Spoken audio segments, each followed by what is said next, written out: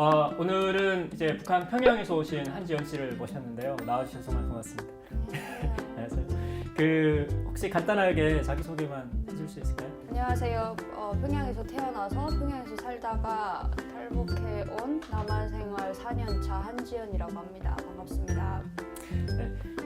아직 한 번도 평양을 못 가봤기 때문에 어떤지 사실 잘 모르거든요. 맨날 이제 TV로만 보다가 그래서 항상 가고 싶은 곳이 평양이고 또 그랬었는데 혹시 평양에서 나와서 살았으니까 혹시 평양은 어떤가요? 고생은 없었던 것 같아요. 저도 와서 많이 느꼈는데 북한에서 사셨던 많은 분들이 정말로 힘들게 많이 사셨구나. 근데 그런 부분이 저한테는 다행히도 없었죠. 그냥 그 나이에 맞는 고민을 하면서 그렇게 자랐던 것 같아요. 어릴 때는 뭐 학교에 들어가서는 공부를 잘해야 된다, 뭐 좋은 학교에 가야 된다, 좋은 대학 가야 된다, 뭐 이런 고민을 하면서 그냥 그렇게 어찌 보면 평범하게. 네, 근데 북한에서는 그런 평범함 자체가 되게 일반적이진 않은 걸로 알고 있거든요. 와서 보니까 그렇더라고요. 많은 분들이 너무 힘들게 사셨어가지고 그래서. 어떤 일 하셨어요? 그쪽에서? 요리사를 했었어요. 또 많이 변화되는 시기였고 북한에 그 외야식당들도 많이 생기고 그다음에 그 요리 쪽으로 해가지고 외국에 나갈 수 있는 기회가 엄청 많아지고 북한에서는 외국에 나간 평양에 사는 것 자체도 뭐 평범하진 않다고 보지만 그 안에서도 또 외국에 간다는 것 자체가 또 엄청난 특권이기 때문에 외국에 가고 싶었죠. 그래가지고 무조건 내가 한 번은 세상 구경을 해야겠다 생각을 하고 네, 저한테는 좀 처음으로 내린 결정? 그런 면접들이 많이 생겨요. 그런 평양에서요? 외국으로 네. 갈 수 있는 그런 기회요? 네, 그런 면접들이.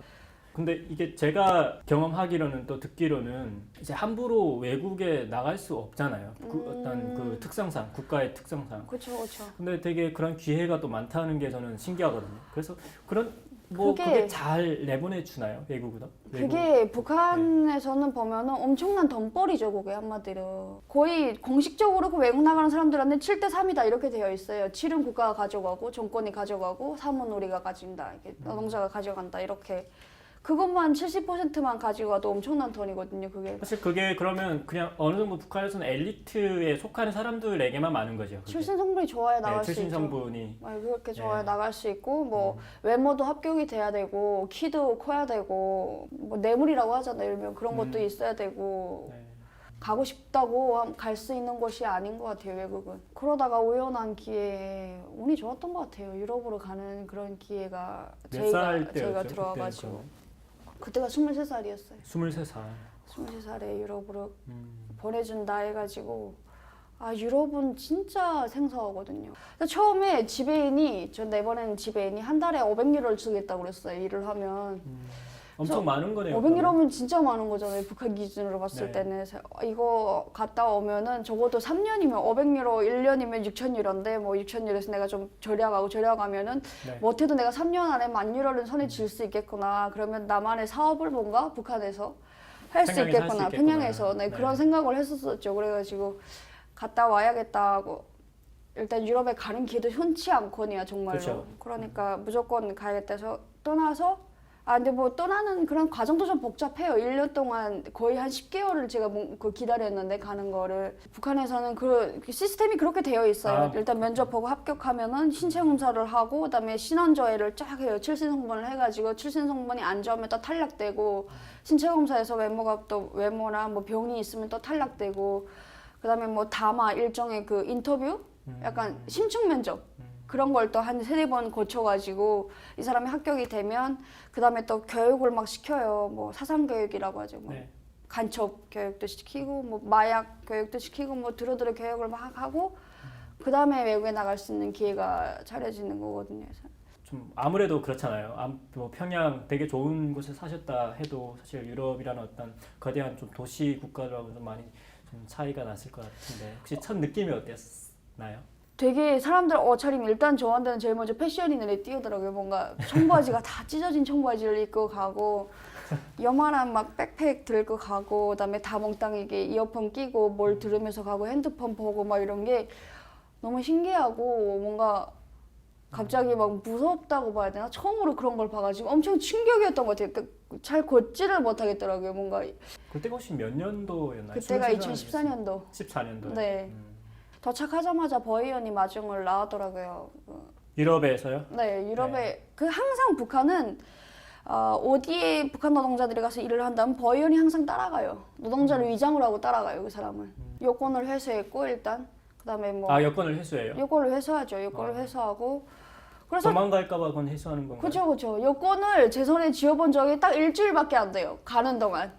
그 가기 전에도 항상 그 사람들이 갖고 있었고 그래가지고 여권을 회수당하고 그다음에 뭐 이런 주의사항을 알려줘요. 절대 외국 TV를 보지 마라. 외국 사람하고 사적인 대화를 하지 마라. 뭐 이런 식으로. 그다음에 혼자 다니지 말아라. 산책 갈 때 무조건 4명 이상 가야 된다. 너희는 당의 배려 속에 신임을 받고 나온 그런 당의 경공업 전사이기 때문에 어떤 말과 행동 하나하나에 공화국 경공업 시민, 전사요?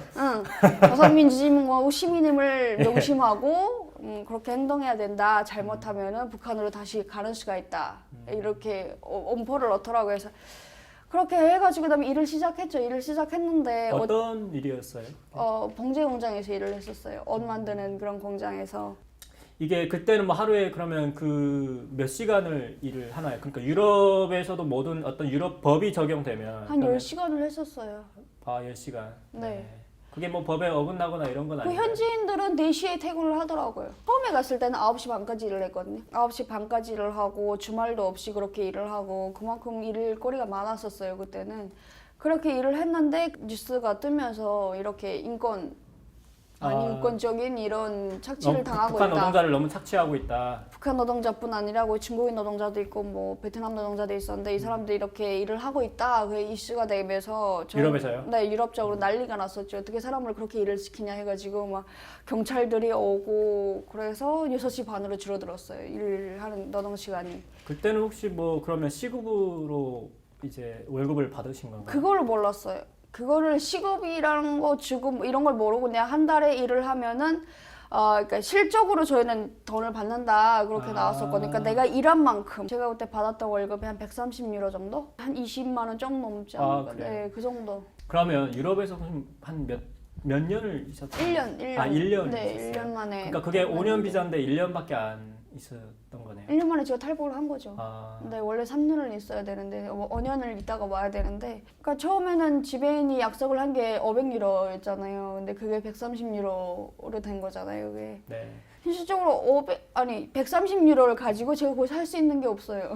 그거를 또 절약을 해가지고 왜냐면 저도 저만의 뭔가를 하려고 나왔으니까 그쵸. 네. 절약을 해야 되는데 절약을 하려면 그 물가는 유럽 물가대로 살아야 되고 그때 당시에 뭐 제가 들은 말로는 듣기로는 그 현지인의 월급 똑같은 공장에서 일하는 거 현지인의 월급은 2,000유로가 된대요. 근데 저희는 그렇게 받았거든요.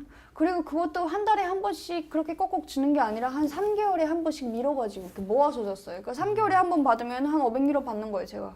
근데 뭐 누구한테 돈이 왜 이렇게 되냐 이렇게 불평을 할 수도 없어요. 그 불평이 뭐 어떻게 누구한테 또 버이언기에 들어가면은 불만이 있다 해가지고 또 바로 북한으로 보내버리니까. 그때 혹시 그러면 그 같이 뭐 그 같은 공장에서 같은 북한 출신이 있었나요? 한 40명 같이 40 명이요? 일했어요. 네. 탈북 그럼 하셨을 때는 그분들 다 같이 오신 건가요? 아니죠. 외국에 나갔는데 누가 탈북을 했어요. 그러면 바로 그거 철수해야 돼요. 그 사람들 몽땅. 그러다 보니까 얘가 탈북한다. 탈북하려면 뭐 도망치려고 하는 그런 기미가 보인다면 네. 누가 바로 보이는데 그러니까 보고를 해야 돼. 보고해가지고 얘의 그 사상 동향을 살피다가 정말 탈북할 기미가 보이면 바로 북한으로 걔만 보내버려요. 그러면 나머지는 안전하잖아요. 일을 할 수 있잖아요. 거기서. 그러다 보니까 내가 탈북하고 싶은 마음이 있어도 이걸 되게 숨겨야 돼요. 서로가 다 감시하고 보고하는 체계가 되어 있어요. 한마디로 그러니까 사슬처럼 내가 이 사람을 감시하고 이 사람은 또 저 사람을 감시하고 저 사람은 또 이 사람을 감시하고 저 사람은 또 나를 감시하고 내가 마음속에 있는 말 한마디도 실제로 같이 자는 옆에 동료한테도 그렇게 할 수가 없어요. 말 한마디를. 속에 있는 말 한마디를. 제가 사실 이건 제일 궁금한 건데 유럽에 나갈 정도면 굉장히 성분도 좋고 내가 3년 동안 일을 마치고 이제 북한에 돌아가게 되면 정말 미래가 어느 정도는 보장되잖아요. 평양 출신이기 때문에 좀 어떤 부분들이 내가 한국에 가야겠다라고 좀 결심을 하게 된 계기였을까요? 자유? 북한에서 제일 싫었던 게 생활청화, 옷차림 단속, 그다음에 뭐 드라마 못 보게 하는 거, 뭐 이런 한마디로 제가 하고 싶은 걸 못 하게 하는 그런 구속. 통제 이게 너무 싫었거든요. 네. 유럽에 가면 그런 게 다 되는 줄 알았어요. 적어도 3년 동안은 내가 자유인으로 외국 사람처럼 살다 올 수 있을 거라고 생각을 했었어요. 그렇게 해서 나갔는데 그게 아니더라고요. 거기서도 생활 정화는 꼭꼭 해야 됐고 산책 혼자 나갔다고 엄청 범죄자 취급하고 막 이런 과정들을 겪으면서 과연 내가 행복하지 않은데 집단은 행복할까? 왜냐면 그렇게 요구를 해요. 집단의 이익을 위해서 개인의 이익을 희생하다 보면 집단이 행복해지고 그런 속에서 개인의 행복을 찾아야 된다. 제가 행복하지 않은데 집단은 행복할까요? 집단이 행복하지 않은데 저도 행복하지 않을 거고 과연. 근데 사람들이 가만 놓고 보니까 다 그렇게 살아요. 북한 사람들이. 힘든데 힘든다는 걸 말을 못 하겠고. 네. 그러면 그 이제 40명 속에 서로 감시를 했잖아요. 그러면 이제 빠져나오기가 쉽지 않았을 것 같아요.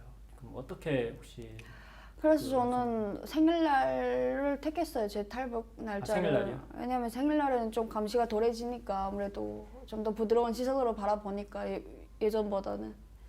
그래서 생일날 전부터 치아 아프다고 거짓말을 많이 했었고 그 다음 생일날에 일하러 가가지고 현장에서 병원을 갔다 와야겠다 이렇게 거짓말을 했었어요. 그렇게 거짓말을 하고 그 다음에 근데 그 막 뭐 말리더라고요. 생일날 치아 뽑으면 안 좋다 막 그래가지고 그래도 난 뽑아야겠다 해가지고 병원을 갔어요 혼자. 그러니까 혼자 간 게 아니라 혼자 저 말고 통역 1명 데리고 이게 원래 숙소에 들어와 있는 시간이라면 일 안 하는 시간이라면 저 혼자 갈 수가 없겠죠. 4명이 가든 5명이 가든 막 우르르 따라왔겠죠. 근데 일하는 시간이다 보니까 일하는 시간에 일하는 노동자들 그렇게 4명씩 데려가는 걸 중국인 고용주가 거의 허락을 안 해요. 네. 원치 않죠 그게. 그래서 다행히 그때 혼자 갈 수 있었던 거예요 일하러. 통역이랑 같이요? 그래가지고 가서 통역은 남자였고 화장실 가겠다 해가지고 도망쳐서 그다음에 한국 대사관으로 그냥 들어간 거죠. 뭐라고 하던가요? 처음에 그 어떤 대사관 앞에 가게 되면 저는 아직 한 번도 경험을 못 해봐가지고 어떤 느낌인지 모르겠는데 두려워하지 마시라고.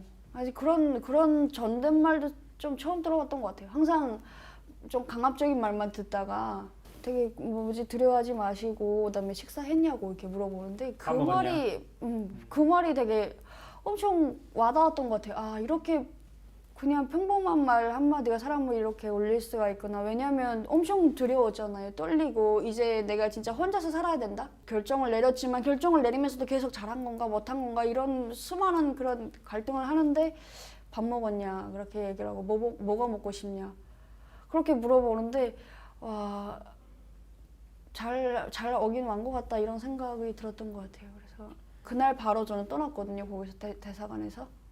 그럼 어디로 가셨나요? 바로 그냥 거기서 한국으로 온 거죠. 비행기 타고 내려서 그다음에 차 타고 가는데 그때부터 좀 그랬던 거 눈물이 났던 것 같아요. 진짜 대한민국 땅이잖아요. 여기서 저도 많이 들었는데 여기서 평양까지 얼마 멀지가 않다.